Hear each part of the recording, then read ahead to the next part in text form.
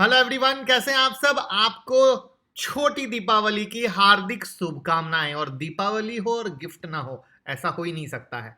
तो यहां पे चल रहा है catch the bull game contest. तो आप इसका पार्टिसिपेट करें, ट्विटर पे जाएं और आप भी बुल को पकड़ें, गिफ्ट मिलने वाले हैं। तो दीपावली तक ये वैलिड है, जरूर करें। लिंक टेलीग्राम में है, ज्वाइन करें। और साथ में दीपावली की इन्वेस्टमेंट पिक और मुहूर्त ट्रेडिंग का क्या है, सच कैसे करते हैं, बहुत आधा आप जानते हैं। तो ये दोनों वीडियो जरूर देख लीजिएगा। साथ में आज एचडीएफसी बैंक में है रेड फ्लैग, फ्यूचर रिटेल, आपके डिमांड की स्टॉक और स्टॉक मार्केट एनालिसिस, बहुत कुछ। तो मैं मुकुल अग्रवाल आपका आप ही के यूट्यूब चैनल में स्वागत करता हूं। जो भी नए लोग हो, चैनल को जरूर सब्सक्राइब करें और बेल आइकॉन हिट करें, जिससे भाई वाली एडवाइस, लेवल, स्ट्रेटजी सब कुछ मिलती रहे।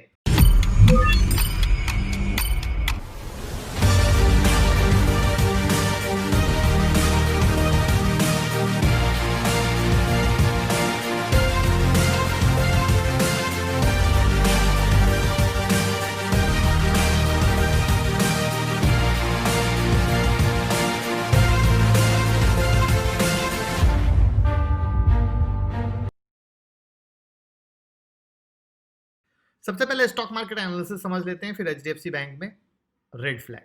तो हम लोगों ने कल 750 का लेवल दिया था, और आज अगर आप देखो तो निफ्टी ने यहाँ पे कर्सर डाला, 734 का हाई मारा था, जो यहाँ पे आप 5 मिनट की चार्ट से चेक कर सकते हो। और उसके बाद वापस से 653 का लो इसमें आया। तो अब कहने का मकसद ये है कि मार्केट क्या लग रहा है, किस तरीके से चल रहा है, करेक्ट। तो अब इसमें कहने का मकसद और ये है कि मुझे मार्केट में कुछ तो पकता सा लग रहा है। पकता सा लगने का कारण क्या है वो बताता हूं। जब मुझे यहां पकता सा लगा था तो मार्केट ने 11535 का लो मारा था, और कुछ कहानी यहां पे बनती सी लग रही है। दैट्स द रीजन ये पकता सा लग रहा है। तो आज डाउजोन्स की क्लोजिंग को हम देखते हैं, क्योंकि आपको पता है डाउजोन्स का चार्ट जो मैंने आपके साथ शेयर किया था वो कहीं ना कहीं एक इस लेवल के पास अटका हुआ है। और वो लेवल एक बहुत इंपॉर्टेंट है, जिसने पकने में हेल्प कर रहा है इसको, कि कुछ चीज है, कुछ ध्यान देने वाली बात है। तो हम उसी चीज के मद्देनजर इसको फोकस में लिए हुए हैं। तो आज की क्लोजिंग के बाद संडे को आप लोगों के पास वीडियो आएगी कि निफ्टी की पूरी एनालिसिस कहां लगती है। बाकी आई होप आप लोगों ने वो 750 के लेवल से अगर फायदा लिया हो तो रिजल्ट आपके सामने है। अब बात करते हैं एचडीएफसी बैंक के बारे में। एचडीएफसी बैंक के न्यूज को समझने से पहले थोड़ा सा चार्ट देख लीजिए कि अपर टॉप से इसमें 3 दिन गिरावट आई है। क्या है, कैसे है, देखते हैं। क्या है रेड फ्लैग की स्टोरी।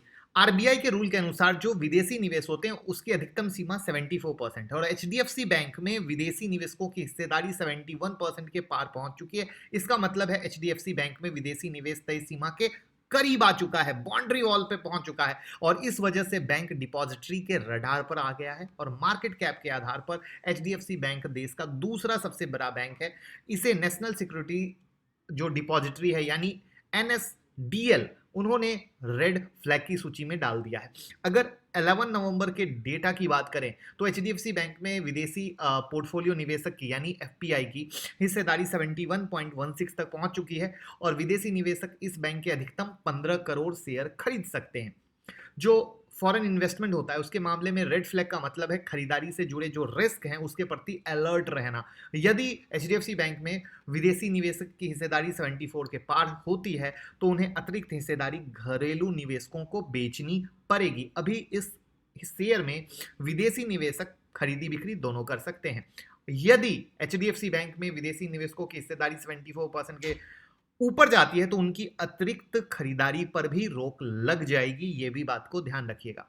हालांकि एक एफपीआई दूसरे एफपीआई से खरीद सकते हैं, उसमें कोई दिक्कत नहीं है, लेकिन डायरेक्ट वाला कार्यक्रम बंद हो जाएगा। तो अब देखना है इस पे आगे किस तरीके से रिएक्शन होता है, किस तरीके से एक्शन होता है, उसकी हम अपडेट आपको देंगे, और वो ध्यान देने वाली बात जरूर है। तो वो दीपावली के बाद उसकी और डिटेल हम छानबीन करेंगे और डिटेल आपके साथ शेयर करेंगे। बाकी टॉप से गिरा है तो उसको हम संडे की वीडियो में as per level wise HDFC bank को हम जरूर आपके साथ लेंगे, और उसके साथ आपको जरूर जोड़ेंगे कि क्या लगता है। अब future retail share holder video की जो बात मैंने की, क्योंकि हर दिन कमेंट आता है। तो जैसा कि आपको पता है अमेज़न और फ्यूचर ग्रुप का लफड़ा चल रहा है, उसमें रोज न्यू अपडेट आ रही है और आज की अपडेट बहुत ही इंपॉर्टेंट है। जो फ्यूचर रिटेल लिमिटेड है उन्होंने थर्सडे को दिल्ली हाईकोर्ट में कहा कि अमेज़न उनकी शेयर होल्डर नहीं है भैया, और सिंगापुर इंटरनेशनल आर्बिट्रेशन सेंटर द्वारा जो जारी किया गया आदेश है उसकी कोई वैल्यू नहीं है। तो जैसा कि आपको पता है कि अमेज़न ने एफआरएल पर कॉन्ट्रैक्ट उल्लंघन का आरोप लगाते हुए इमरजेंसी आर्बिट्रेशन की मांग की। इसके बाद दोनों कंपनियों के बीच लड़ाई चल रही है, और जो सिंगापुर आर्बिट्रेशन सेंटर है उन्होंने 25 अक्टूबर को अमेज़न के पक्ष में इंटरिम रिलीफ दिया, जिसमें एफआरएल द्वारा अपनी संपत्ति या सिक्योरिटीज के जरिए किसी भी पार्टी से फंडिंग पर रोक लगा दी। इसके बाद यहीं पर अमेज़न नहीं रुका, वो सेबी में भी लेटर लिख डाला कि भैया इसके आदेश पर ध्यान दीजिए। अब फ्यूचर ग्रुप की तरफ से जो कहा गया कि उनका कहना है मैं इसे नजरअंदाज करने का हकदार हूं क्योंकि मैं इंडियन कोर्ट के अधीन हूं। अगर कोई व्यक्ति सिंगापुर में बैठे हुए कुछ भी कहे मैं उस आदेश को पालन नहीं करूंगा, मैं उसके लिए पूर्णतया फ्री हूं और मेरे को उसको कोई नहीं रोक सकता, और ये मैं कानून के एज पर रूल बोल रहा हूं, ऐसा फ्यूचर ग्रुप का कहना है। अमेज़न के पास केवल फ्यूचर कूपन्स लिमिटेड में ही शेयर हैं, जो कि खुद फ्यूचर रिटेल में एक शेयर होल्डर है, और इस प्रकार वो एफआरएल के मामले में कुछ कहने का हक नहीं रखती, और वो कह रही है तो बिल्कुल गलत है। और अमेज़न में एफआरएल में अल्पसंख्यक शेयर होल्डर भी नहीं है, ऐसे में उसे कोई कैसे भी किसी भी तरह के अधिकार देना गलत होगा।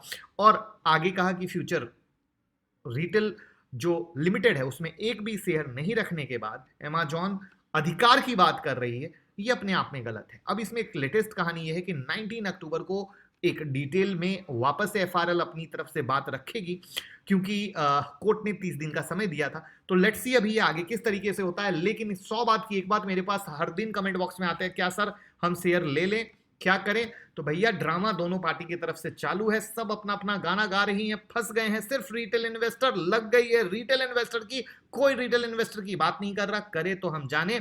उसके बाद भी कमेंट बॉक्स में लोग कहते हैं सर ले लें। सिंपल सी बात क्लियर है, जो कंपनी लीगल में फंसी पड़ी है उससे भैया दूर रहिए। हो सकता है कल जब चलेगा इशू रिजॉल्व होगा तब भी हम लेंगे, अभी कोई जरूरी थोड़ी कि आप फ्यूचर ग्रुप में ही पैसा लगाओ, और भी बहुत अच्छे अच्छे स्टॉक हैं उसमें लगाओ, पैसे फंस जाएंगे, ऑलरेडी लोगों के फंसे पड़े हैं। कोई तो इस चीज को समझने की कोशिश कीजिए, और जितना लंबा लफड़ा चलेगा वैल्यूएशन पे, फ्यूचर ग्रुप के वैल्यूएशन पे उतना इंपैक्ट होगा। और एक सीधी सी चीज है, यहां अनार एक है बीमार दो हैं, समझ रहे हो?